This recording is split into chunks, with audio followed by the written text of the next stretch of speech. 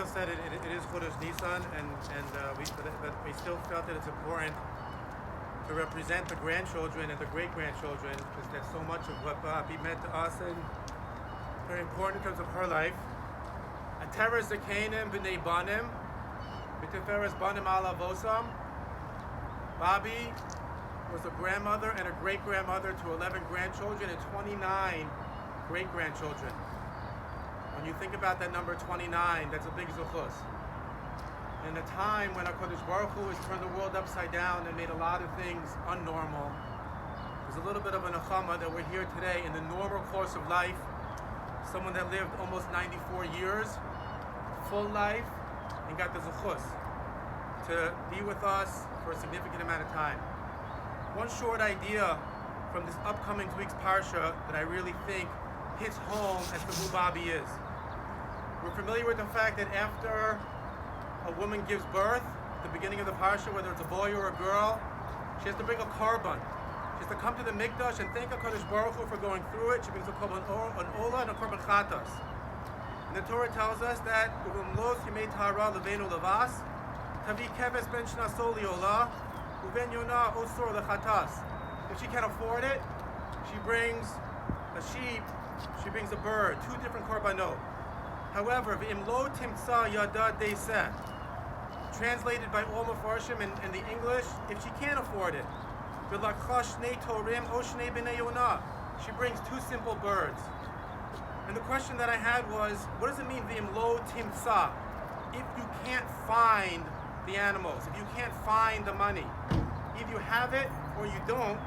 And HaKadosh Baruch Hu knows how to say, if you're an ani, if you're someone that can't afford it, if you're a dal, if you're an evyon, he knows those words as to what to use. What does it mean, v'im lo timtza? So perhaps we could suggest, based on a pasuk in Mishlei, where the pasuk tells us, Ateres tiferes seva, the crown of splendor is old age, b'derech tzedakah timtza. Found, it will be found, the same word, it will be found in the path of righteousness. Comments Mitzutas David. Ha'holech b'derech tzedakah. If you live your life in a righteous way, it doesn't mean charity, it means righteous way. Timtza bo ateres tiferes seva. You will find, HaKadosh Baruch Hu will give you that long life. Ki yarbe yamin bigdula b'tiferes. So what I think HaKadosh Baruch Hu is telling us in this week's parasha, when you have to find it, v'im lo timtza, is that you have to look and make a decision at the beginning of your life when you're having kids. And you have to see there's going to be a lot of expenses. There's going to be a lot of trials and tribulations. How am I intending to live my life? Am I spending money on the right things? And HaKadosh Baruch Hu wants you to look at that and say, will you give to me the bigger animal, or will you just give me the two simple birds? But if you live your life the right way, and you dedicate your time, your resources to what HaKadosh Baruch Hu wants, and you say to him, all I could afford are the two little birds, I would say that's a bigger korban and that's a bigger dedication than what he's looking for in terms of the main animals. And the pasuk in Mishlei teaches us that's what HaKadosh Baruch Hu says at the end of your life.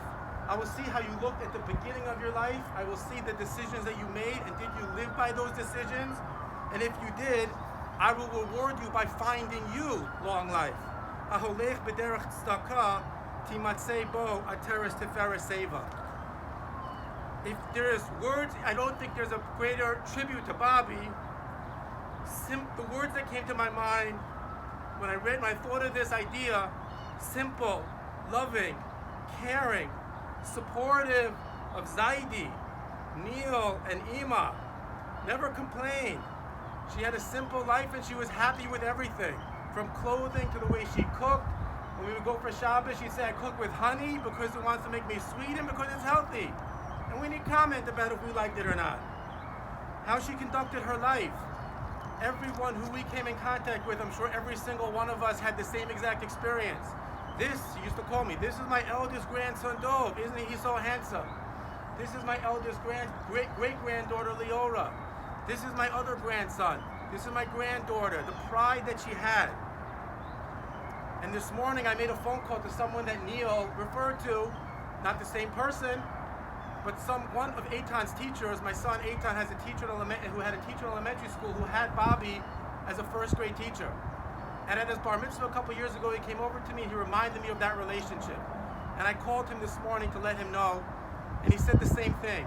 She was a special woman who how many of us remember our first grade teachers our whole life and can make an impact with that? So from Bobi's perspective, she lived a simple life, a humble life, but only with Yishuv Hadas, knowing that they're making the right decisions financially to send Neil through medical school, to send my mother to college, to do everything that was possible. And we all know the simple and little resources that they had.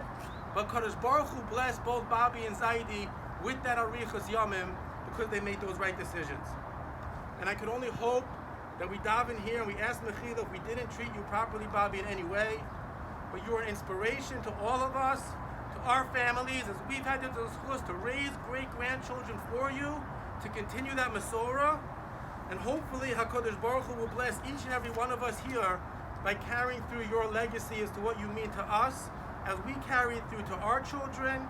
And indeed, He has blessed you, and hopefully He will bless all of us. Aholech b'derech tzedakah timatzebo ateres tiferes seva. And hopefully you will be a Melech Yosher together with Zaidi for all of us for many years to come.